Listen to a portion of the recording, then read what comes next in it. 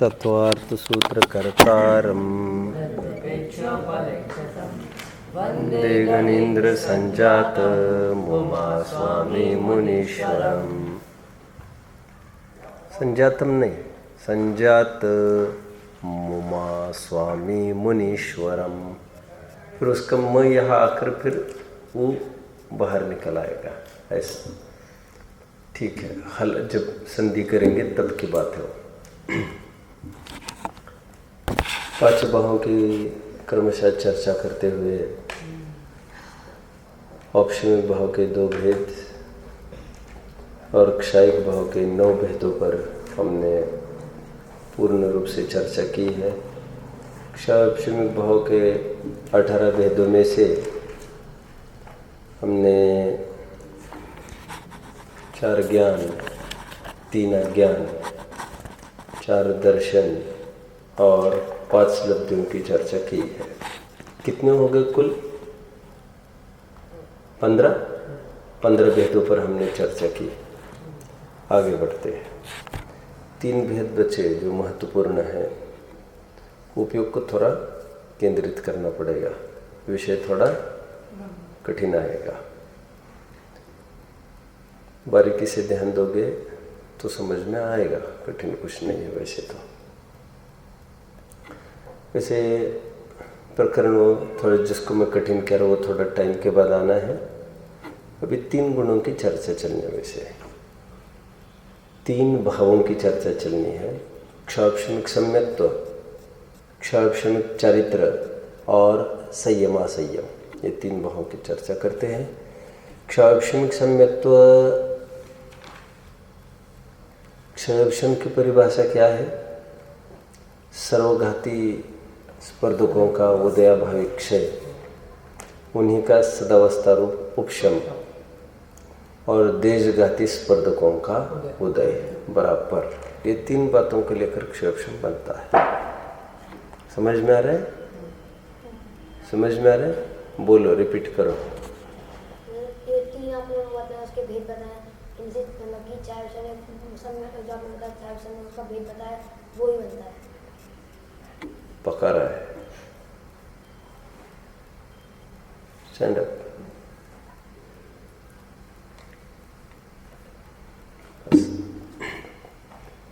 3 हालतें होती है। सर्वघाती स्पर्धकों को उदयाभावी क्षय, उन्हीं का सदावस्था रूप उपशम और देशघाती स्पर्धकों का उदय। 3 बातें होती है तब क्षयक्षम की होता है। यहाँ पर भी होता क्या है? मिथ्यात्व, सम्यक मिथ्यात्व और सम्यक प्रकृति की, ये 3 प्रकृतियाँ। फिर अनंतानुबंधी चतुष्कीय 7 प्रकृतियाँ। इन 7 प्रकृतियों में से जो सर्वघाती प्रकृतियाँ है, जो सर्वघाती स्पर्धक कहो अभी थोड़ी देर के लिए, अनंतानुबंधी चतुष्क और मिथ्यात्व और सम्यक मिथ्यात्व, इनका हो जाता है सदावस्था रूप उपशम और उदयाभावी क्षय। और सम्यक प्रकृति का हो जाता है उदय, क्योंकि वो देशघाती प्रकृति है। और ये दशा बनती है तो उसे क्षापशमिक सम्यक्त्व कहते हैं। समझ में आ रहा है आप लोगों को? पहले तो आप लोगों को एक बात समझनी चाहिए, वैसे महत्वपूर्ण। मैंने वैसे कल परसों आपको बोला था, ये मैंने कहा था देशघाती और सर्वघाती प्रकृतियों का विभाजन पहले कर लेते हैं। अभी हमको लगेगा बार बार।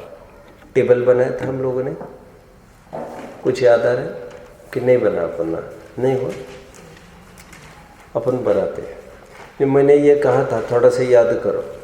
मैं ये कह रहा था आपको कि 148 कर्मों में कुछ तो है घाती कर्म, कुछ तो है अघाती कर्म। 47 तो है घाती कर्म और 101 तो है अघाती कर्म। सर्वघाती और देशघाती प्रकृतियाँ, ये घाती कर्म का भेद है, नाम से ही नक्की होता है घाती। सर्वघाती और देशघाती, ये अघाती का भेद कैसे हो सकता है? आई थी कि 2-3 दिन पहले बात। मैं थोड़ा और आगे बढ़ता हूँ। इसलिए 47 कर्मों का विभाजन हम सर्वघाती और देशघाती में कर देते हैं। वैसे 47 कर्म मतलब संक्षेप में कितने कर्म है ये?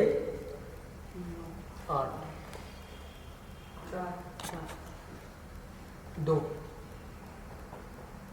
संक्षेप में ये 4 घाती कर्म है, ज्ञानावरण, दर्शनावरण, मोहनीय और अंतराय।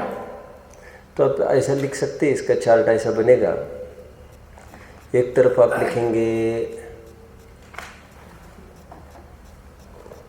अब कर्म प्रकृति, शायद 3 कॉलम बन सकते हैं, मुझे पता नहीं है, अपन देखते। कर्म प्रकृति, हाँ राइट, 3 कॉलम बनेंगे। कर्म प्रकृति लिखो ऊपर, फिर बीच में लिखो सर्वघाती प्रकृति, और तो देशघाती प्रकृति लिखो बीच में।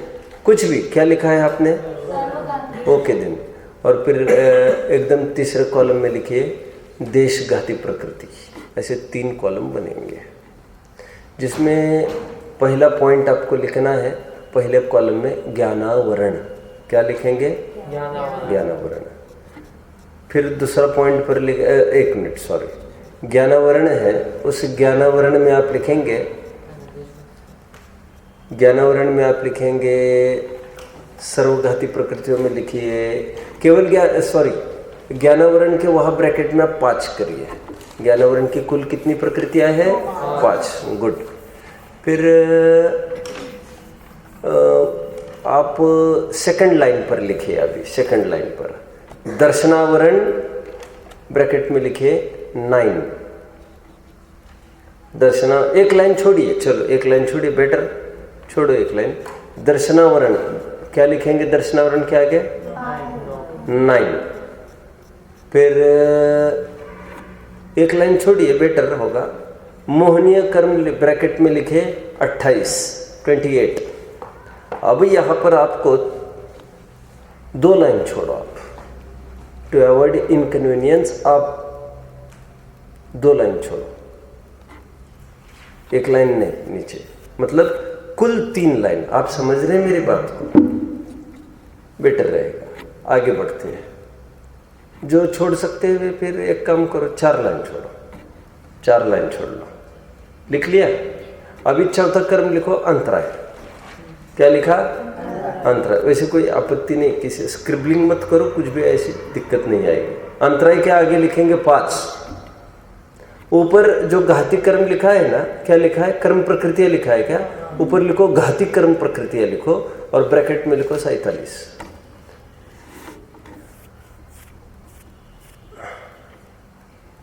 कितने जन समझ रहे हैं यहाँ तक? कितने जन साथ साथ चल रहे हैं? ठीक है, आप लोगों को सुविधा हो रही है, लेकिन आई कांट हेल्प, मैं कुछ नहीं कर सकता। मैं समझ रहा हूँ, लेकिन मैं कुछ नहीं कर सकता। कहाँ तक आए हम? अंतराय। अब देखिए, सर्वघाती प्रकृतियों को हम समझते हैं। तू नालायक है, तकलीफ तुम्हारी ये है, इसलिए तुम्हें बिठाने का भाव नहीं होता। बैठ जाओ, लेकिन अभी अरे बैठ जाओ, बंदर की बात करता है। चलो, कहाँ तक आए? सर्वघाती में अब एक काम करेंगे, ज्ञानावरण के आगे आप लिखेंगे सर्वघाती प्रकृतियों में केवल ज्ञानावरण। गुड। हुआ था क्या आपने 2-3 दिन पहले? मैंने ओरली बोला था कि पूरा चार्ट, कि नहीं बोला था चार्ट? फिर मैं क्या बोल रहा था? फिर चार्ट नहीं बोला था, बस बता रहे थे प्रकृति सर्वघाती और कौन से देश। पूरा काउंटिंग किया था मैंने। चलो, अभी जो भी हो, अभी तो बना ही रहे हैं अपन। फिर देशघाती प्रकृति में आप लिखेंगे एकदम शॉर्ट में मति ज्ञानावरण, श्रुति ज्ञानावरण, अवधि ज्ञानावरण, मनपरे ज्ञानावरण। इतना लिखने की अपेक्षा मति श्रुत अवधि मनपरे मति श्रुत अवधि मनपरे ज्ञानावरण ऐसे लिख लीजिए आप। एक लाइन हो गई, आगे बढ़ते। नीचे भी लाइन लिख ही सकते हो आपने तो वैसे ही एक लाइन छोड़ी, नहीं तो कॉम्पैक्ट लिखो तो उसमें भी आवश्यक नहीं पड़ेगा। आगे बढ़ते, दर्शनावरण की सर्वघाती प्रकृति में आप लिखेंगे केवल दर्शन लिखो, केवल दर्शनावरण कॉमा, फिर आप लिखेंगे निद्रा। हाँ, क्या चाहिए आपको? निद्रा, फिर निद्रा, प्रचला और स्त्यान वृद्धि। आप एक काम भी करते जाइए, केवल ज्ञान आवरण के वहाँ पर लिखिए 1, और यहाँ जो लिखे हैं आपने उसके आगे लिखिए 6। राइट, आगे बढ़ते हैं। बचे हुए राइट कॉलम में लिखो, देशघाती में आप लिखेंगे चक्षु और चक्षु और अवधि दर्शनावरण। नेक्स्ट मोहनीय पर आइए आप।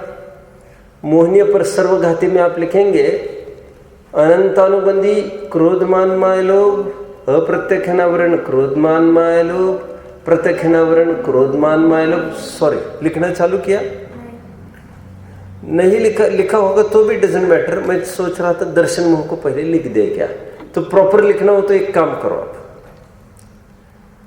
कि एक काम करो, वहां पर मोहनीय जो लिखा है हमने, उस मोहनीय के ही कॉलम में थोड़ा सा एक एरो करके ऊपर की लाइन में लिखो दर्शन मोह। क्या लिखेंगे? दर्शन मोह। और दर्शन मोह के उस लाइन में ही आप लिखेंगे सर्वघाती में मिथ्यात्व, सम्यक मिथ्यात्व। तो देशघाती में लिखेंगे सम्यक्त्व प्रकृति।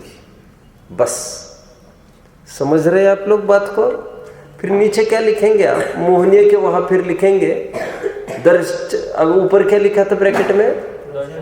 अभी लिखेंगे आप चरित्र मोह। चरित्र मोह के लिए आपको जगह ज्यादा लगेगी, तो आप क्या करना है, आपको अनंतानुबंधी सर्वघाती में आप लिखेंगे अनंतानुबंधी क्रोधमान मायलोभ, प्रत्यक्षावरण क्रोधमान मायलोभ और संज्वलन, सॉरी अनंतानुबंधी अप्रत्यक्षावरण और प्रत्यक्षावरण, ये लिखेंगे आप। और ब्रैकेट में आप ऐसे लिख सकते हो, ऊपर 2 लिखो ब्रैकेट में, और यहाँ पर ब्रैकेट में ऊपर ब्रैकेट में 12 ऐसा लिखो। कितने जन समझ रहे हैं मुझे? गुड। राइट में आओ, अभी राइट में देशघाती में आइए। अभी देशघाती में अपन लिखते हैं दर्शन मोह के कॉलम में आपको लिखना है सम्यक्त्व प्रकृति। चरित्र मोह के कॉलम में आपको लिखना है संज्वलन क्रोधमान मायलोभ, और लिखना है हस्य रति अरति शोक भय जुगुप्सा स्त्रीवेद पुरुषवेद नपुंसक वेद, ऐसे लिखो। या हस्य आदि नौ कषाय ऐसा लिख लो, या नौ कषाय, इतना ही लिख दो, क्या बात है उसमें। चलो, ये मोहनीय की हो गई। आगे बढ़ते हैं। कुल मिलाकर आप देख रहे होंगे मोहनीय की, कुल मोहनीय की देश सर्वघाती में हो गई 14 हो गई, और देशघाती में भी हो गई 14। आइए अंतराय में सर्वघाती के वहां आप लाइन खींच लेंगे, और देशघाती के वहां पर लिखेंगे दानांतराय, लाभांतराय, भोगांतराय, उपभोगांतराय और वीर्यांतराय, ऐसा। फिर नीचे आप लिखेंगे कुल देश सर्वघाती प्रकृतियां, कुल कितनी हो गई? 21। क्या काउंटिंग क्या हो रही है? मुझे बताइए। और देशघाती प्रकृतियों की काउंटिंग करके मुझे बताइए 26 हो रही है क्या?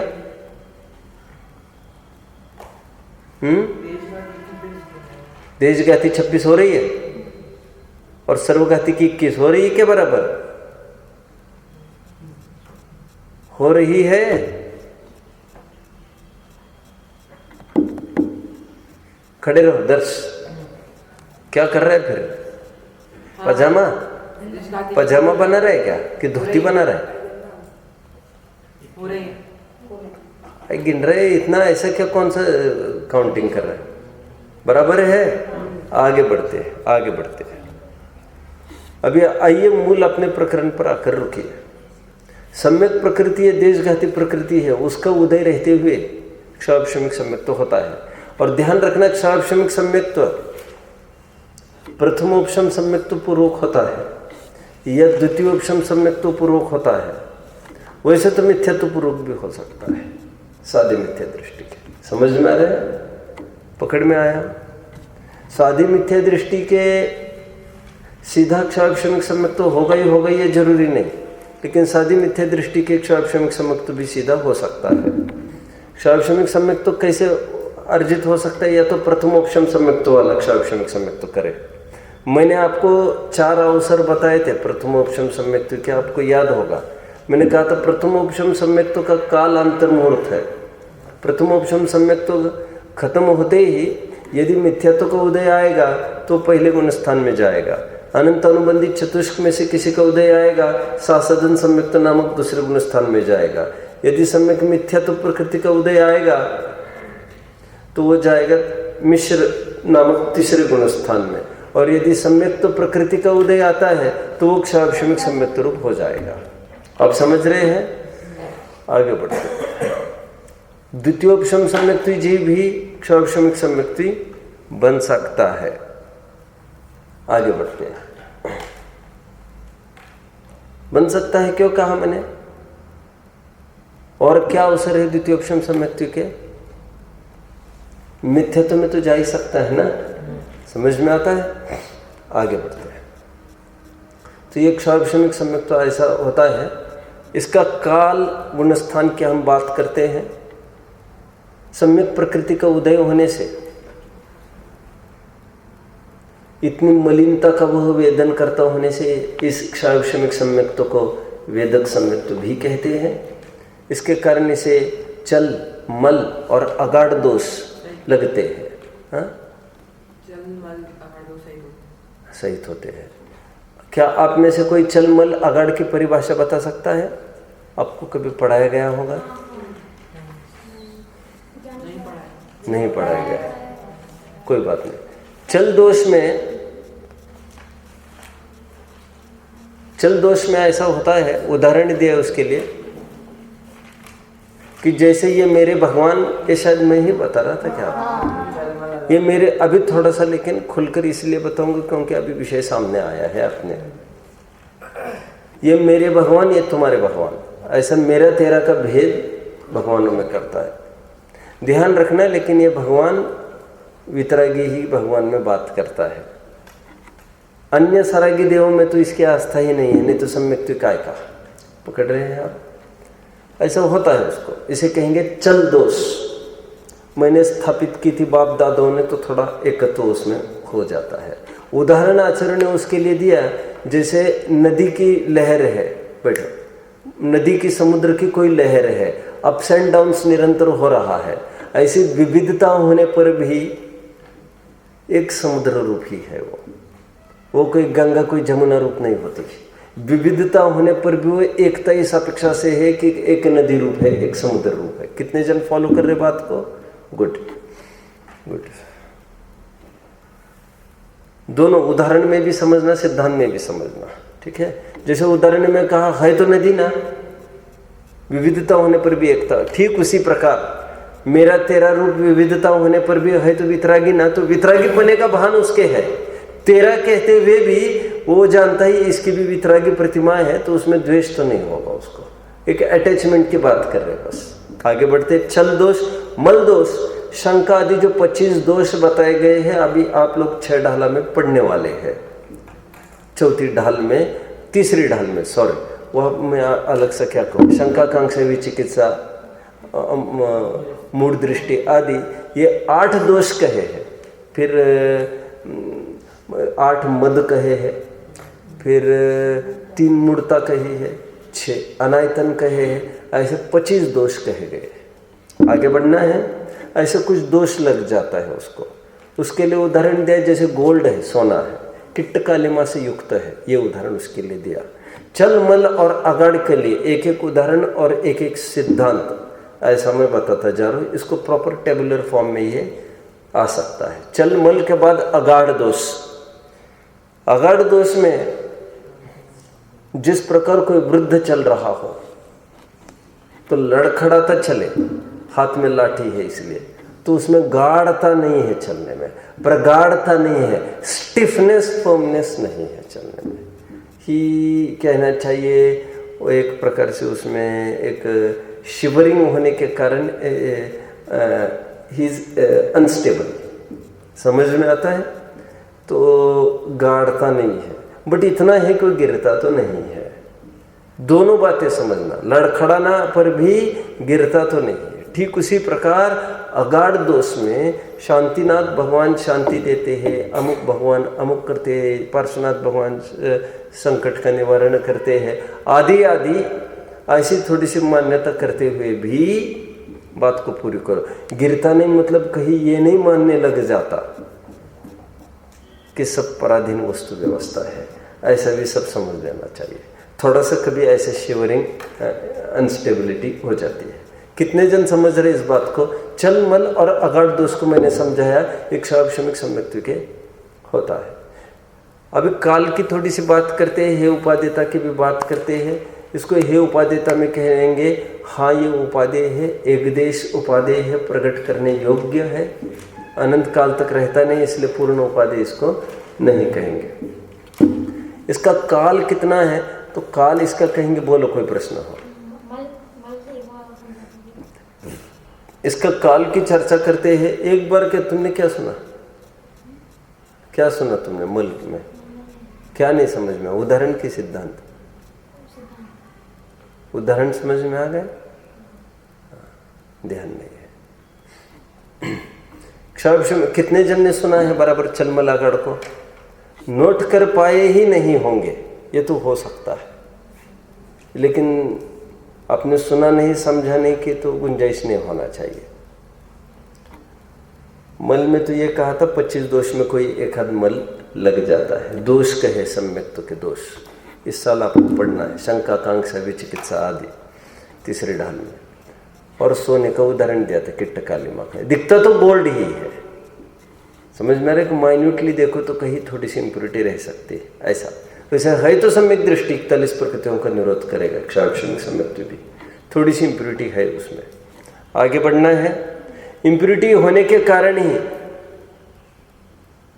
जैसे क्षायिक सम्यक्त्व निरंतर गुण श्रेणी निर्जरा करता है, औपशमिक सम्यक्त्व भी सम्यक्त्व प्रकट करने के काल में गुण श्रेणी निर्जरा करता है, उसी प्रकार क्षावक्षमिक सम्यक्त्व गुण श्रेणी निर्जरा नहीं कर सकता। ये विविधता हो गई मलिनता के कारण। बट संवर निर्जरा उसके चलते, बट वो निर्जरा गुण श्रेणी स्तर की नहीं होती, मल्टीपल फैक्टर में नहीं है। कितने जन फॉलो कर रहे मुझे? ये थोड़ा सा डिफरेंस पड़ता है और थोड़ी सिमिलरिटी भी आती जाती है। हम क्षावक्षमिक सम्यक्त्व के काल की चर्चा करते हैं। क्षावक्षमिक सम्यक्त्व का काल, क्षावक्षमिक सम्यक्त्व का काल 66 सागर बताया गया है। उत्कृष्ट जगन्य तो इसका भी काल अंतर्मुहूर्त है। अंतर्मुहूर्त के बाद ये सम्यक्त्व रूप हो सकता है, क्षायिक रूप हो सकता है, द्वितीयोपशम रूप हो सकता है, अथवा मिथ्यत्व में जा सकता है। तो जगन्य में तो ये स्थितियां हो सकती है इसकी। और उत्कृष्ट कितना हो सकता है? खरेखर बोलना चाहिए, खरेखर कहना चाहिए, एक अंतर्मुहूर्त कम 66 सागर। ओके ओके, सुनो सुनो सुनो, बने रहने दो 66 सागर, बने रहने दो, अभी मैं कुछ बात कहूँगा। उत्कृष्ट काल कितना का क्षावक्षमिक सम्यक्त्व का? 66 सागर। और फिर मैं ये कह रहा था अंतर्मुहूर्त कम 66 सागर, ऐसा कह रहा था, उसका क्या वजह है मैं बताता हूँ। उत्कृष्ट काल 66 सागर ही कहना चाहिए वैसे तो, लेकिन वो उसी के होता है जिसके अभी क्षायिक सम्यक्त्व होना हो। लेकिन जिसके क्षायिक सम्यक्त्व नहीं होना हो उसको एक अंतर्मुहूर्त कम 66 सागर उत्कृष्ट स्थिति बनती है। लेकिन कहने में तो उत्कृष्ट स्थिति यही तो आएगी, कौन सी? 66 सागर की उत्कृष्ट स्थिति तो वही कहने में आएगी। ओके, और आगे बढ़ते हैं।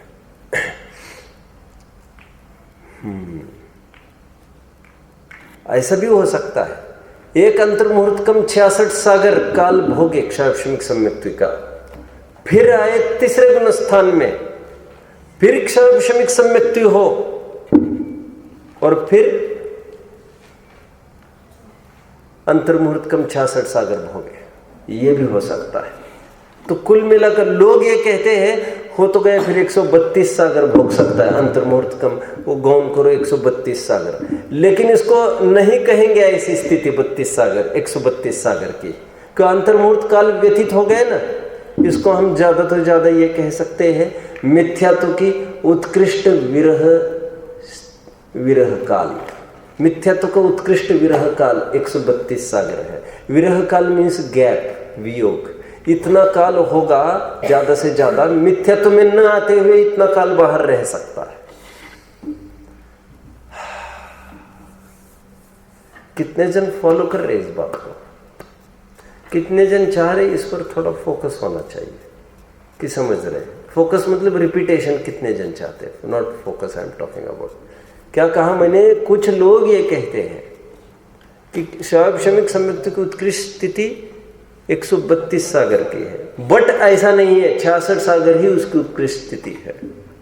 अंतर्मुहूर्तकम 66 सागर के बाद एक अंतर्मुहूर्त के लिए भी क्यों न हो, वो आया था तीसरे गुण स्थान में, फिर चला गया एक अंतर्मुहूर्तकम 66 सागर के लिए फिर से क्षाक्षमिक सम्यक्त्व में। तो इसको तो 132 सागर वो मिथ्यात्व गुण स्थान में नहीं आए, ये बात तो फलित हुई। तो इसको तो विरह काल कहेंगे, मिथ्यात्व गुण स्थान के 132 सागर। इसको तो कोई स्थिति थोड़ी कहेंगे। समझ में आ रहा है क्या? आगे बढ़ते हैं। ऐसा भी तो हो सकता है जैसे उसने 132 साल हो गए, फिर से उसने एक अंतर। ऐसा नहीं, ऐसा होता तो फिर ग्रंथ में उल्लेख आता ना। तो ग्रंथ में ऐसा क्यों कहते? मिथ्यात्व का उत्कृष्ट विरह काल 132 सागर का है, ऐसा क्यों कहते? फिर समझ में आ रहा है? मतलब इससे ज्यादा गैप नहीं पड़ सकता मिथ्यात्व का। हाँ, ये तो हो सकता है उदित, ये तो हो सकता है कि अब की बार वो क्षाभिषमिक सम्यक्त्व में आया है, तो अब की बार 66 सागर पूरा भोग कर डायरेक्ट वो क्षायिक सम्यक्त्व करे, ये तो हो सकता है। तो कोई ये कहे कि भाई आपने कहा था 132 सागर के बाद आएगा, हमने कब कहा था आएगा ही आएगा, लेकिन इसके बाद नहीं आएगा। अब नहीं आएगा तो इसके बाद तो कभी नहीं आएगा। हम तो ये कह रहे थे उत्कृष्ट विरह काल की बात थी, और विरह काल उनके पड़ता है जो लौटकर आता है, जो लौटकर आता ही नहीं उनका विरह काल की क्या बात कर।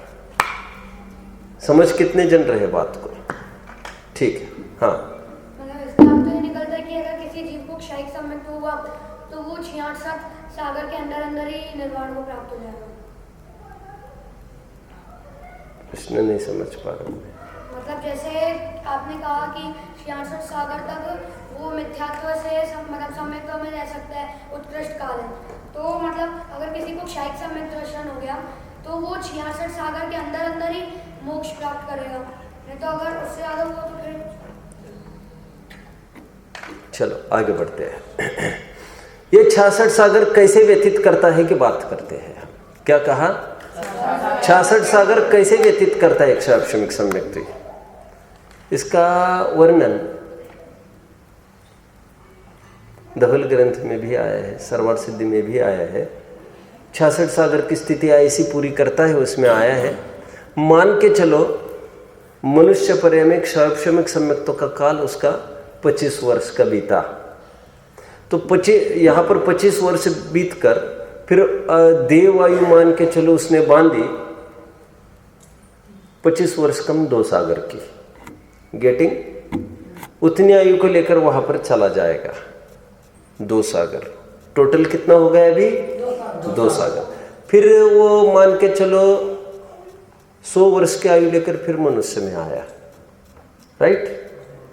फिर 100 वर्ष कम 20 सागर के आयु बांधकर फिर ऊपर चला गया, राइट?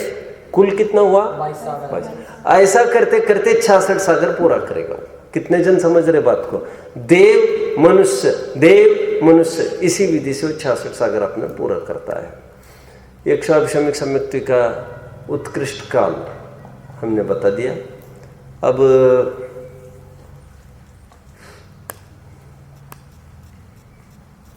चर्चा हो गई क्षाभिषमिक सम्यक्त्व की, और कुछ? अब हम आगे बढ़ते हैं क्षाभिषमिक चारित्र की तरफ। व्हाट इज क्षाभिषमिक चारित्र? दर्शन मोह के क्षाभिषम में आत्मा को जो भाव हुआ था वह क्षाभिषमिक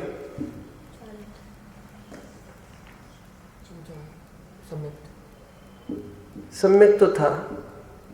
ठीक उसी प्रकार चारित्र मोह के क्षाभिषम में जो आत्मा का भाव होता है उसे क्षाभिषमिक चारित्र कहेंगे। दर्शन मोह का क्षाभिषम क्षयोपशमिक सम्यक तो चारित्र मोह का क्षयोपशम, क्षयोपशमिक चारित्र, सीधा रूल है। अभी चारित्र मोह का क्षयोपशम मतलब वहां पर भी वही रूल लगेगा। कौन सा रूल लगेगा? सर्वघाती स्पर्धकों का उदय भावी क्षय, उन्हीं का सदावस्था रूप उपशम, और देशघाती स्पर्धकों का उदय। तो यहां पर समझने का बात यह है, संजुलन में भी देशघाती प्रकृति तो है ही। वो क्या कहा? यहां पर समझ लेना चाहिए अनंतानुबंधी अप्रत्यक्षण और प्रत्यक्षणावरण, ये तो उदय में नहीं रहेगी यहां पर। बराबर अनंतानुबंधी का तो हो जाता है अनुदय, अप्रत्यक्षण और प्रत्यक्षणावरण का हो जाता है सदावस्था रूप उपशम और उदय अभावी क्षय। राइट। अब संजुलन का हो जाता है उदय। संजुलन देशघाती प्रकृति है, उसके भी दो प्रकार के स्पर्धक समझना चाहिए कायदे से। तो उसके भी जो सर्वघाती स्पर्धक है उनका भी होगा उदय भाविक से सदावस्था रूप उपशम, और संजुलन के देशघाती स्पर्धकों का होगा उदय, और उस जीव के परिणाम को कहेंगे, क्या कहेंगे? क्षयोपशमिक चारित्र। समझ में आ रहा है? चारित्र मोह का क्षयोपशम हुआ यहां पर। पकड़ रहे बात को? ये कौन से गुण स्थान में होगा? छठवें सातवें गुण स्थान में क्षयोपशमिक चारित्र होता है। क्या कहा? दो आचार्यों की विविध विवक्षा आपको लिखना चाहिए। लेफ्ट एंड राइट में हम लिखेंगे। लेफ्ट वर्ड्स आप लिखेंगे क्षयोपशमिक चारित्र का गुण स्थान, ऊपर हेडिंग लिख सकते हैं आप क्षयोपशमिक चारित्र। फिर लेफ्ट में लिख सकते हैं गुणस्थान 6-7। हेतु गुणस्थान के नीचे लिख सकते हैं हेतु। हेतु क्या है? क्योंकि छठवें और सातवें गुणस्थान में चारित्र मोह का क्षयोपशम होता है, इतना लिख देंगे। वहीं पर लिखो लेफ्ट में, क्योंकि आठवें गुणस्थान के बाद चारित्र मोह का या तो बोलो या तो उपशम होता है, ब्रैकेट में लिखो उपशम श्रेणी, या तो क्षय होता है, ब्रैकेट में लिखेंगे क्षपक श्रेणी। राइट कॉलम में अभी आइए, राइट कॉलम में आइए। अभी राइट कॉलम में आप लिखेंगे पूज्यपाद स्वामी की विवक्षा। किसकी? उनकी विवक्षा में गुणस्थान 6 से लेकर 10, गुणस्थान 6 से लेकर 10 क्षयोपशमिक चारित्र के, क्योंकि उनका यह कहना है, नीचे लिख सकते हैं हेतु लिखना पड़ेगा। हेतु में लिखेंगे आप, क्योंकि 10वें गुणस्थान तक संज्वलन का क्षयोपशम पाया जाता है, क्षयोपशम बढ़ता जाता है। कितने जन फॉलो कर रहे हैं मुझे? अब कितने जन हाथ तो ऊपर कर रहे, कितने जन इंटरनली समझ रहे हैं, क्या मालूम। मुझे तो ये कहना है छठवें गुणस्थान में संजुलन का तीव्र उदय है, सातवें में संजुलन का मंदोदय है, सातवें में मंदतर, सॉरी कुछ आठवां बोलना चाहिए, सॉरी। छठवें में संजुलन का तीव्र उदय, सातवें में संजुलन का मंदोदय, आठवें में मंदतर उदय, नौवें में मंदतम उदय, 10वें में सूक्ष्म लोभ का उदय। तो यह सब संज्वलन ही की तो बात चल रही। तो संज्वलन का उत्तरोत्तर क्षयोपशम बढ़ता जा रहा है। समझ में आ रहा है आप लोगों को? तो कहने का तात्पर्य यह है कि उनका यह कहना है 10वें गुणस्थान तक क्षयोपशमिक चारित्र कहना चाहिए, क्योंकि उनका यह कहना है औपशमिक चारित्र तो 11वें गुणस्थान में होता है। 8वें से 10वें तक जो हमने औपशमिक चारित्र कहा वो पूर्व नैगम्य से कहा हमने, क्योंकि चारित्र मोह के उपशमना के बिना औपशमिक चारित्र का कहा। समझ रहे हैं? और 12वें गुणस्थान में आपको, और उनका ये भी कहना पूज्यपाद स्वामी का कि चारित्र मोह का क्षय तो 12वें गुणस्थान में होता है। 8वें 9वें 10वें में कहा होगा पूर्व नैगम्य से, तभी तो 12वें गुणस्थान का नाम क्षीण मोह। ये दो हेतु पढ़ते हैं। एक में 6वें 7वें गुणस्थान में कहा क्षाभक्षमिक चारित्र। एक में 6वें से 10वें तक कहा। कितने जन फॉलो कर रहे बात को? याद आ रहा है आपको? औपशमिक चारित्र का मैं आपको गिना रहा था गुणस्थान, वहां पर मैंने ये बोला था, कुछ याद आ रहा है आपको? औपशमिक चारित्र का मैं बोल रहा था, आपको याद आ रहा है? मैं वहां पर ये कह रहा था 8वें से 11वें भले ही बोला, मैंने कहा खरेखर तो उपशांत मुहे 11 गुणस्थान 11, लेकिन पूर्व नैगम्य से कहा जाता है क्योंकि उपसन्न वहां से चालू होती है। वैसे ही आपको क्षयिक चारित्र में भी समझना चाहिए था। कितने जन बात को फॉलो कर रहे हैं? गुड, आगे बढ़ते हैं। बोलो प्रश्न। पंडित जी, फिर तो जो पहली विवक्षा होगी वो गलत हो जाएगी? कौन सी? नहीं, आचार्यों की दो अपनी अपनी विवक्षाएं हैं। तो पहली विवक्षा में कैसे घटित कर देंगे फिर, अगर पूज्यपाद स्वामी की अगर की बात पड़ी? नहीं ना, दो अपेक्षा अलग अलग है। एक अपेक्षा में तो क्षयोपशमी है, एक अपेक्षा में तो चारित्र मुह का उपशमना चालू हो गई है। विवक्षा भेद है, कोई बड़ी बात नहीं है इसमें तो। इनका ऐसा कहना, इनका ऐसा कहना। आगे बढ़ते हैं। क्षयोपशमिक चारित्र की चर्चा हमारी पूरी हुई, आगे बढ़ते हैं।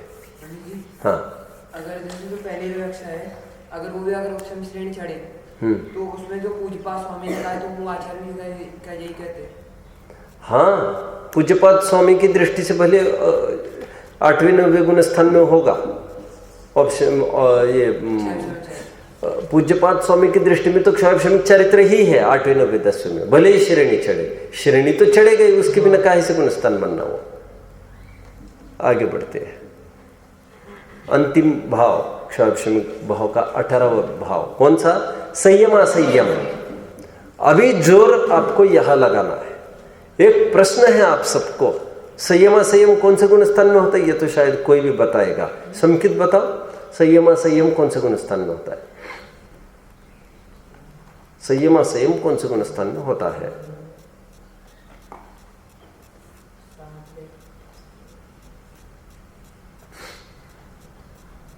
संयम असंयम मतलब दूसरे शब्दों में देश संयम, थोड़ा संयम और थोड़ा असंयम कब होता है? कौन से गुणस्थान में होता है? ईशान? हाँ, अरे ये 5वें गुणस्थान में होता है भाई। आगे बढ़ना है। संयम असंयम 5वें गुणस्थान में। एक प्रश्न उत्पन्न होना चाहिए। क्या प्रश्न उत्पन्न होना चाहिए? बोलो।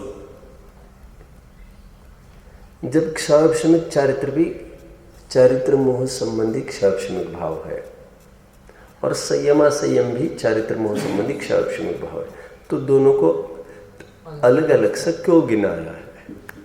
समझ में आ रहा है? फिर 5वें गुणस्थान को भी क्षयोपशमिक चारित्र कह देते, क्यों नहीं कहा?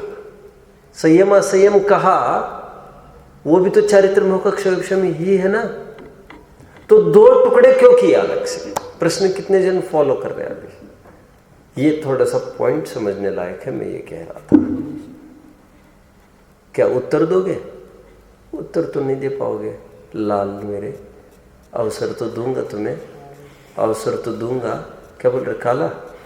चलो कोई बात नहीं, हंस रहे हैं। हाँ। और किसका हाथ ऊपर था? आप भी दोगे क्या उत्तर? नहीं दोगे? चलो आप उत्तर देकर दिखाओ। 5वें गुणस्थान में बोला है, वो तो श्रावक अपेक्षा बोला है। No sir, no sir, it's not like this. प्रश्न कितने जन समझ रहे हैं अच्छे से? प्रश्न नहीं समझे? खड़े रहो, खड़े रहो, स्टैंड अप। प्रश्न समझे बिना बैठ ही नहीं सकोगे ना, मैं उत्तर चालू कर सकूंगा। कब कब पूछेगा? हाँ, समझ में आ गया प्रश्न? ठीक है बैठो, तुम्हें से तो सबको समझाऊंगा अभी मैं। हाँ पूछो, बोलो। जब शायक चारित्र है वो दर्शन मोह की उससे होता है, तो फिर जो संयम और असंयम है वो उसकी 6 से समझा दे उसको बाद में प्यार से।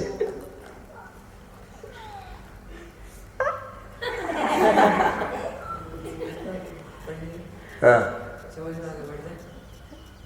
तुम्हें कैसे समझ में आ गया? क्या प्रश्न? प्रश्न के लिए थोड़ी बैठने का है।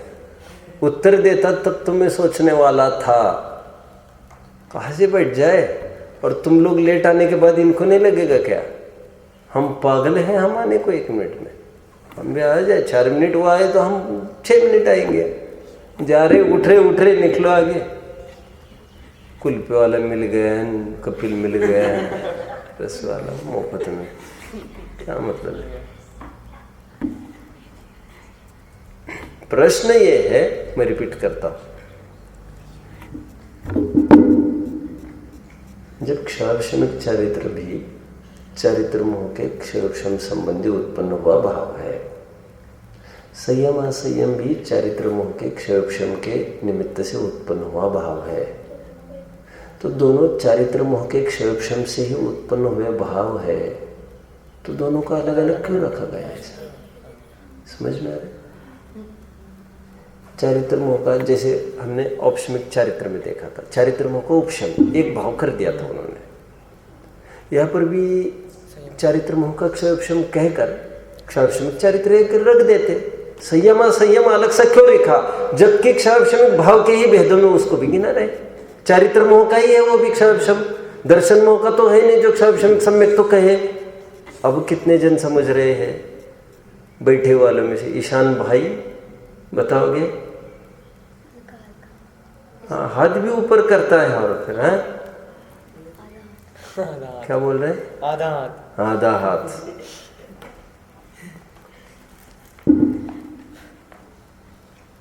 चलो बैठ जाओ, बैठ जाओ। आप लोगों में से उत्तर कोई तुम दोगे? प्रश्न समझ में आ गया? बैठो। वासु तुम्हारे ऊपर विश्वास नहीं मेरा। हो गई एक बार परीक्षा, अब क्या है बार बार? चलो बोलो। जो संयम और असंयम और साहित्य चारित्र है वो start cooking on a high temperature in furnace.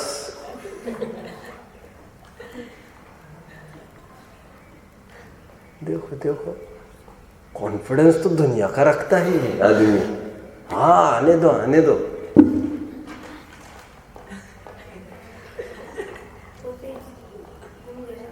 कोई बात नहीं, कोई बात नहीं। घूम गया कि घूम गया क्या मालूम क्या हो गया। चलो आइए अपने प्रकरण पर। उत्तर सुनिए। ये बात सही है कि चारित्र मोह के उपशम क्षयक्षम के निमित्त से क्षयक्षमिक चारित्र होता है, और संयमासंयम भी चारित्र मोह के क्षयक्षम के निमित्त से ही होता है। तो इसके लिए इतना झमेला क्यों किया? 2 अलग अलग टुकड़े, 2 भाव क्यों किए? जैसे औपशमिक सम्यक्त औपशमिक चारित्र 2 ही भाव थे, क्षयिक सम्यक्त क्षयिक चारित्र 2 भाव थे। यहाँ पर भी क्षयक्षमिक सम्यक्त क्षयक्षमिक चारित्र 2 भाव रखते। संयमासंयम का अलग क्यों रखा, जब भी वो भी क्षयक्षमिक भाव ही तो है चारित्र मोह संबंधी। इसीलिए रखा क्योंकि क्षयक्षमिक भाव उसको कहना बहुत मजे वाली बात नहीं थी। क्या इसमें क्या मजा? क्योंकि क्षयक्षम के लिए शर्त पूरी होना जरूरी होता है कि सर्वघाती स्पर्धकों को उदय, भाविक उन्हीं का सदावस्था उपशम और तेजघाती स्पर्धकों को उदय। मतलब क्षयक्षम तो उनमें होता है जिनमें सर्वघाती देशघाती दोनों स्पर्धक हो, और ये होता है देशघाती प्रकृति में। मतलब क्षयक्षम तो देशघाती में होता है, समझ रहे हैं? तो संज्वलन तो देशघाती थी, तो इसमें तो क्षयक्षम हम कह गए आसानी से। 6वें से 6वां 7वां हुआ तो 6वें से 10वां हुआ, परंतु 5वें गुण स्थान में तो आपने प्रत्यक्षानावरण कर्म प्रकृति का क्षयक्षम बोला, जबकि प्रत्यक्षानावरण प्रकृति सर्वघाती प्रकृति है। उसमें कोई देशघाती और सर्वघाती स्पर्धक नहीं पाए जाते। कायदे से उसमें क्षयक्षम होता ही नहीं। होना तो वहां औदैहिक भाव चाहिए था, क्योंकि सर्वघाती प्रकृति का उदय औदैहिक भाव लाता है। ऐसा होने पर भी वहां पर संयम का कुछ अंश तो प्रकट हो गया है, लेकिन अंश प्रकट होने से क्या होता है? उदय तो सर्वघाती का चल रहा है। तो यह थोड़ी जात्यंतर है सर्वघाती। इसलिए ये कथनचित किसी अपेक्षा से देशघाती ही है प्रत्यक्ष अनावरण। जात्यंतर होने से उसको अलग करके दिखाया। नॉर्मल जैसी परिभाषा बैठती है वैसी उसमें नहीं बैठ रही थी। काम निकल आए थे इसलिए उसको बोल दिया। कितने जन फॉलो कर रहे, कितने जन बोल पाएंगे खड़े वालों में से?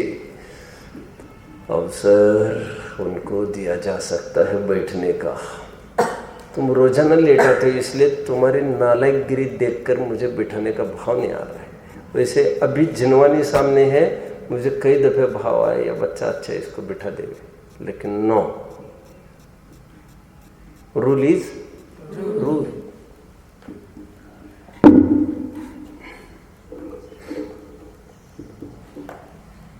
बैठे वालों में से कितने जन बोल पाएंगे? खड़े रहो। हाँ, मैं पहले टारगेट बना कर रखा था, नहीं बोलोगे, कोई भी नहीं बोलेगा, फिर बैठ जाओ। फिर मैं फिर से रिपीट करता हूँ। अभी थोड़ा कठिन लग रहा है क्या? फिर से बोलता हूँ, लेकिन अभी कुछ एडिशनल बात कहूँगा मैं, वो भी मैं आपसे सुनूंगा। ये तो बात कहूँगा ही और एडिशनल बात कहूँगा।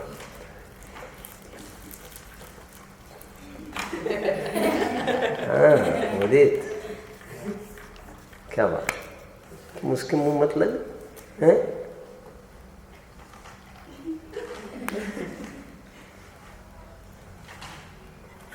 अब यही तो दिक्कत है, आप लिख भी नहीं पा रहे। और बहुत धर्मात्मा होते तो आते ना पहले मिनट पर, जबकि तुम लोगों को पता है ये कानून कोई एक दिन का थोड़ी है। लेट कमर्स का कानून चल ही रहा है ये तो सदियों से। आज स्मिथ बैठा है तो क्या हो गया, कितनी क्लासेस में खड़ा रहा है, उसका क्या होगा? फिर आज उसको लगेगा मेरे साथ अन्याय हुआ। आज नहीं, उस दिन। हाँ, नहीं बोलेगा, नहीं बोलेगा, बोलेगा। चलो तुम सुनो, तुम बाद में देख लेना। अभी मैं रिपीट करता हूँ। ये बात तो सही है, जैसे औपशमिक सम्यक तो औपशमिक चारित्र कहा आपने, क्षायिक सम्यक तो क्षायिक चारित्र कहा, यहाँ पर भी क्षापशमिक सम्यक तो क्षापशमिक चारित्र बोल देते। दर्शन मोह का क्षयोपशम, क्षापशमिक सम्यक तो चारित्र मोह का क्षयोपशम, क्षापशमिक चारित्र। संयम असंयम को अलग से क्यों गिनाना? पांचों गुणस्थान से ठेठ क्षापशमिक चारित्र बोला ना, क्योंकि संयम असंयम भी चारित्र मोह संबंधी क्षापशमिक भाव ही तो है। बात तो सही है, लेकिन जैसा नॉर्मल क्षयोपशम होता है, जैसी उसकी परिभाषा अप्लाई होती है, वैसी परिभाषा यहाँ अप्लाई नहीं हो रही है पांचवें में। क्योंकि क्षयोपशम तो देशघाती प्रकृति में होता है, क्योंकि देशघाती प्रकृति में ही दोनों प्रकार के स्पर्धक पाए जाते हैं। इसलिए संज्वलन का तो क्षयोपशम कहना जायज था। इसलिए छठवें से लेकर 10वें तक अथवा 6वें 7वें में क्षयोपशमिक चारित्र कहा, सो तो समझ में आती थी। लेकिन पांचों गुणस्थान में तो प्रत्यक्ष अनावरण का उदय है। प्रत्यक्ष अनावरण तो सर्वघाती प्रकृति है। अभी के चार्ट में आप ही ने लिखा है, देख लो वहां पर क्या लिखा है आपने। अनंत अनुबंधी प्रत्यक्ष अनावरण और प्रत्यक्ष अनावरण का अंतर्भाव कि आपने सर्वघाती में नहीं किया है अभी। तो जब वो सर्वघाती है, जब उसमें देशघाती स्पर्धक होते ही नहीं है, तो क्षयोपशम उसमें होगा कहां से? क्षयोपशमिक भाव कहे कहां से? लेकिन वो टोटली ऐसा भी तो नहीं है कि उसका उदय रहते हुए उठ भी गया है, कि उसका उदय रहते हुए औदैक भाव हो जाए, जैसे असंयम। क्या कहा मैंने? यदि असंयम होता यहाँ पांचों गुणस्थान में, तब तो औदैक भाव ही कहते, और होना भी औदैक भाव ही चाहिए कायदे से, तो प्रत्यक्ष अनावरण सर्वघाती प्रकृति होने से। लेकिन यहाँ पर प्रकृति तो सर्वघाती और कुछ सूक्ष्म संयम का तो प्रकट हो गया है। इसका मतलब ये जात्यंतर सर्वघाती, कुछ अलग जाति की सर्वघाती है, एक प्रकार से कथनचित देशघाती है। ये जाति अलग होने से इसका अलग कैटेगराइज करो इसको। इसलिए क्षयोपशमिक चारित्र न कहकर इसको संयम असंयम, इसको चारित्र मोह संबंधी क्षयोपशमिक भाव तो कहो, लेकिन इसको संयम असंयम में रख दो, अलग अलग रखा न कर दो इसका। कितने जन समझ रहे बात को? ये आचार्य ने ऐसा रास्ता निकाल दिया इसका, समझ रहे? इंपॉर्टेंट बात जो एडिशनली कहने वाला था, जो काम सम्यक्त्व में होता है, दर्शन मोह में होता है, ऐसा ही कुछ चारित्र मोह में हुआ है। क्या काम? वहां पर भी तीसरे गुण स्थान में सम्यक मिथ्यात्व का उदय है। तीसरे गुण स्थान में सम्यक मिथ्यात्व प्रकृति का उदय है। वह सम्यक मिथ्यात्व प्रकृति भी सर्वघाती प्रकृति है, उसके कोई देशघाती स्पर्धक होते नहीं है। कायदे से तो होना तो वो भी अवदैहिक भाव चाहिए था, लेकिन अवधि उसका उदय रहते हुए मिथ्यात्व के अंश के साथ सम्यक्त्व का अंश, ऐसे मिश्रित परिणाम पैदा हुआ। वहां पर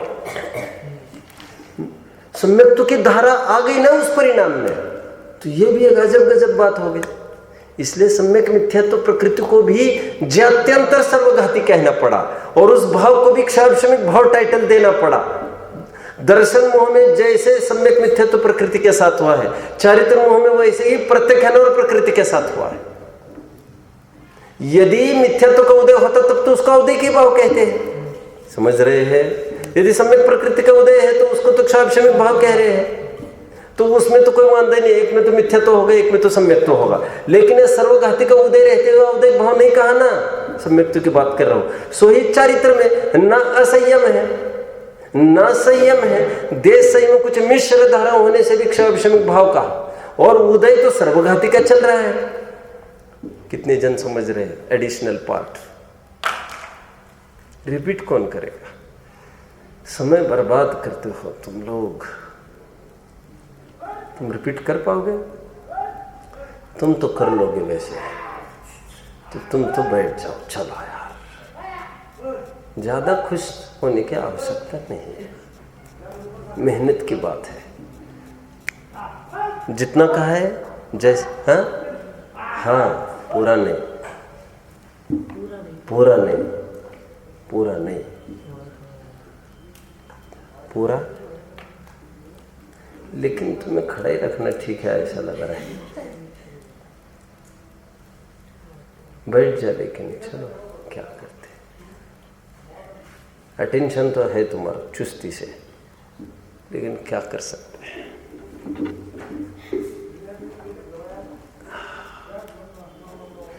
अभी नहीं समझा पूरा, क्या नहीं समझ में आ रहा? दर्श क्या जात्यंतर मतलब क्या? जात्यंतर मतलब क्या? दिखता तो पुरुष है, लेकिन महिलाएं जैसी बात करता है, महिलाएं जैसे एक्शन करता रहता है। तो हम कहेंगे ये पुरुष है कि कौन है? तो कहेंगे यार ये तो कहेंगे ये जात्यंतर है। क्या कहेंगे? दिखता पुरुष है, लेकिन काम महिलाओं का करता है, काम लड़कियों का करता है। देखो इसके एक्शन, देखो कैसे बात करता है, कि देखो कैसे हाथ करते हैं, लड़की जैसे ही बात करता रहता है, कैसे मेकअप करते रहते हैं, क्या करता रहता है। तो हम उसको कहते हैं जात्यंतर। नंबर 6 समझ में आ रहा है? ठीक उसी प्रकार ये दिखता तो ऊपर से सर्वघाती है, दिखता ऊपर से सर्वघाती है, काम अंदर में पूरा काम ऐसा करते हैं, काम पूरा प्रकट होने दे रहा है, अंदर में सम्यक तो का अंश हो रहा है, चारित्र का भी अंश हो रहा है, तो काय का सर्वघाती? फिर अंदर में काम हो रहा है ना पूरा, तो ये जात्यंतर टाइप वाला है। इसके रहते हुए काम हो रहा है, ऊपर से दिखता ऐसा है लेकिन अंदर से ऐसा है थोड़ा सा, इसलिए इसको जैसा सम्यक मिथ्यात्व प्रकृति में है। देखो दर्शन मोह के 3 टुकड़े थे, मिथ्यात्व, सम्यक मिथ्यात्व, सम्यक प्रकृति। मिथ्यात्व तो टोटली सर्व उसका उदय रहते हुए अवदैहिक भाव होता है, सम्यक प्रकृति का उदय रहते हुए क्षाभशमिक भाव होता है। लेकिन सम्यक मिथ्यात्व सर्वघाती प्रकृति होते हुए भी नहीं ना हुआ ऐसा, मिश्र धारा प्रकट हुई। यहाँ पर भी अनंतानुबंधी अप्रत्यक्षावरण का उदय रहते हुए तो अवदैहिक भाव बना रहता है, असंयम। फिर संचलन का उदय रहते हुए क्षाभशमिक चारित्र हो जाता है, या तो असंयम या संयम, दो ही हालत है। वहां पर भी या तो सम्यक्त्व तो मिथ्यात्व, लेकिन वहां पर भी एक मिश्र धारा वाला तीसरा गुण स्थान बन गया, जबकि उदय सर्वघाती का है तो उसको जात्यंतर कहा। यहां पर भी तो उसको थोड़ी ना हम क्षाभशमिक सम्यक्त्व कह देते हैं तीसरे गुण स्थान को, तो यहां पर भी हम क्षाभशमिक चारित्र कैसे कहें उसको? तो अलग रखने में रख दिया उसको। समझ रहे आप लोग? अब कितने जन समझ रहे हैं? पूरा समझ रहे हैं? पूरा बोल पाएंगे नहीं स्मित आप? सर्वघाती और देशघाती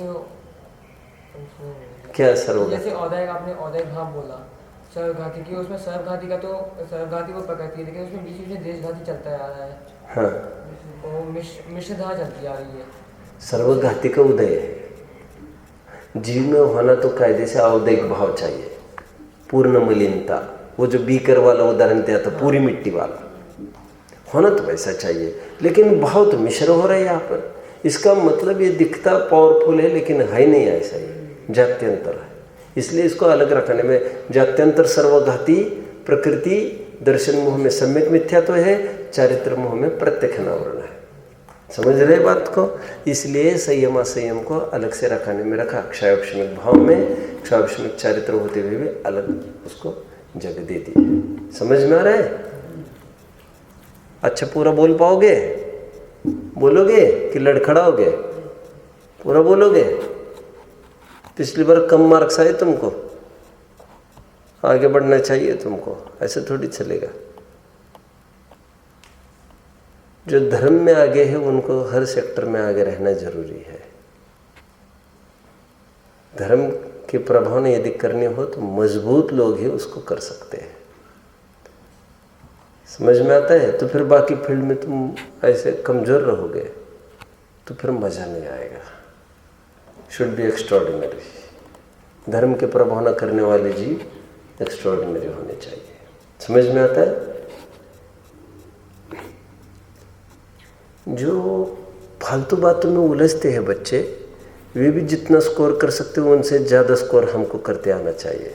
नहीं तो लोग कहेंगे फिर यार ये दिन भर इतना करता है, क्या फ़ायदा, ये तो दम आगे बढ़ रहे।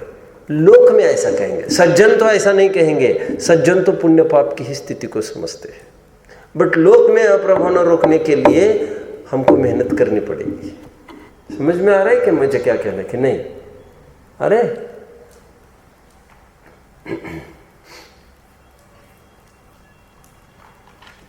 मैंने बहुत दिमाग में चल रहा है मेरा, मैं आपके साथ शेयर कर लेता हूँ। हमने पूरे लाइफ में अपने बच्चों को कभी ये नहीं कहा आपका फर्स्ट रैंक आना चाहिए, कभी ये नहीं कहा आपको इतने परसेंट आने चाहिए, कभी भी नहीं, और सोचा भी नहीं। बल्कि एग्जाम के टाइम ज़्यादा पढ़ने लग गए थे तो उसको डांट पड़ती थी। एक्सरसाइज कैसे छोड़ दिया उसके पीछे? मैं कहता था अरे हो जाएंगे पास, ऐसे कहता था मैं। पास में तो कोई आपत्ति नहीं, ऐसे कहता था मैं। लेकिन एक बार की बात है, एक बार नहीं, वो तो मेरे दिमाग में ऐसी घर कर गई एक बात। मैं ये कहता था बेटा उसको ज़्यादा मार्क्स है तुमसे। एक लड़की की बात करो, मैंने कहा वो तो सब लफड़े करती है, अफेयर करती है, कुशल सेवन करती है। मैंने कहा वो आगे चले जाए, मज़ा नहीं आ रहा है, ऐसा मज़ा नहीं आता। मैंने कहा वी शुड बी आउटस्टैंडिंग। मैंने कहा कुछ नहीं हो तो ये सब कोई सज्जन आगे बढ़ता है तो हमको कोई आपत्ति नहीं। मैंने कहा हमको तो खुश है हम, लेकिन अरे गहरे कोई भी बढ़ रहे। मैंने कहा पछाड़ दो ना, ऐसा बोलता था मैं उसको, जबकि कोई लेना देना नहीं था। वो तो डे स्कॉलर थी वो तो लड़की। एक बात कहने की है, अच्छा नहीं लगता ये सब। चलो ये तो सब वैसी बातें हैं, समझ में आ रहा है? धर्म में जो प्रवीण है वो हर फील्ड में टॉप होना चाहिए, तो लोगों का देखने का नज़रिया फिर बदलने लगता है। नहीं तो लोग ये सोचते हैं, पेरेंट ऐसी शिकायत करते हैं, क्या कहा? पेरेंट ऐसी शिकायत करते हैं ये धर्म ही धर्म तुम करोगे तो फिर क्या होगा लौकिक पढ़ाई का। और फिर हमसे भी कभी कभी शिकायत करने धमक जाते हैं। उनको समझ में नहीं आता कितने गलत आदमी से वो कितनी गलत बात कह रहे हैं। क्या वे कहते देखो इसको समझाओ, क्या समझाओ इसको? पढ़ाई करना चाहिए, धर्म करता रहता है, गजब हो गया। तो पेरेंट के भी दिमाग में कुछ ऐसा घुस जाता है कभी कि तो करियर भी है, ये भी है, ये भी आदि ठीक है। वो ये नहीं ध्यान देते कि फिजुल जितना समय का दुरुपयोग करता है बच्चा, उसकी तरफ तो लगाम नहीं देते। आप समझ रहे हैं मेरी बात को? आपका बच्चा दिन भर क्या क्या करता है, क्या आपके पास कोई टाइम टेबल है उसका? 2 घंटे इसकी बात में लग गए, इसकी हंसी मजाक में लग गए, नेतागिरी में लग गया, या खेल कूद में लग गया, इसमें वो उसका तो कोई हिस्सा भी नहीं है तुम्हारे पास, उसको वो भी तो पूछो एक बार। ठीक है, आगे बढ़ते हैं। कहाँ तक आए अपन? समय तो होता है। अभी प्रश्न एक जिसका उत्तर कल होगा, विचार करके आना। क्षोभशमिक भाव के कितने भेद बताए स्मिथ? 18 भेद बताए। क्षोभशम कितनी प्रकृतियों में होता है? 148 प्रकृतियों में। 148 प्रकृतियों में। हाँ क्या? एक बोलो मत, तुम क्यों तुम्हारा अपना चलाता है? मैं उससे निकलवा रहा हूं यार उत्तर। 47 घाती कर्मों में क्षोभशम होता है, यह औपचारिक कथन था। पार्ट एज अ होल का कथन था, सिनेक्डोचे फिगर ऑफ स्पीच था। तुम लोग इतना नहीं समझ पाएंगे अभी, तुम तो छोटे छोटे हो।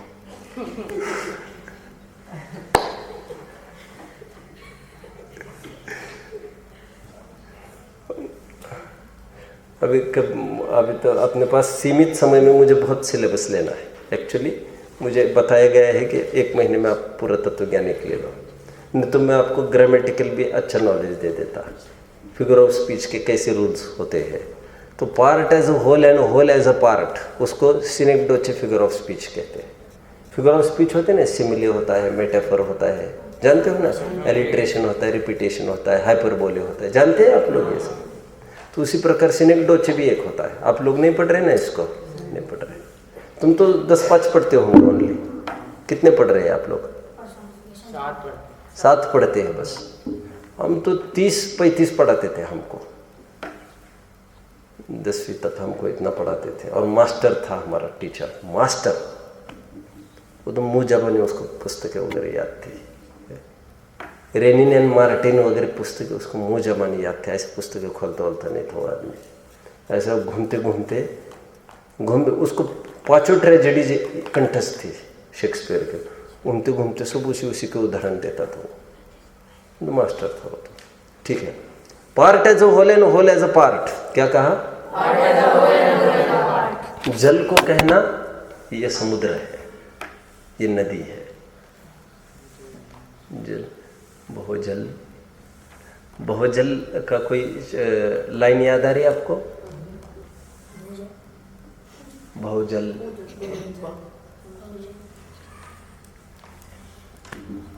तो अरे यार तुम लोग तो कुछ याद ही नहीं कर पा रहे ना, मैं कर पा रहा हूँ। एक लाइन है, एक लाइन आती है, बहुजल तरैया। छोड़ो इस बात को अभी। क्या? सब बनारसी दास जी का छंद है, बहुजल तरैया राग देश को हरैया महामुख को करैया एक शुद्ध। छोड़ो। तो बहुजल तरैया मतलब जल, मतलब सागर, बहुरूपी सागर, जल कह रहे हैं। वो फिगर ऑफ स्पीच वो है। घाती कर्म में क्षोभशम होता है कहते हैं, होल की बात करते हैं। समझना तुमको पार्ट चाहिए, क्योंकि सर्वघाती प्रकृतियों में केवल ज्ञान आवरण, केवल दर्शनावरण ऐसी प्रकृतियां हैं जिसमें देशघाती स्पर्धक है ही नहीं, देशघाती प्रकृतियां ही नहीं है। उसमें कहाँ से क्षोभशम होगा? केवल 26 प्रकृतियां, जो अभी चार्ट बना, जब प्रश्न कल प्रिपेयर करके आना, जब 26 प्रकृतियों में क्षोभशम होता है तो क्षोभशमिक भाव 18 कैसे बोलते, फिर 26 बोल देते। कितने जन प्रश्न समझ रहे हैं? क्या लॉजिक है इसका?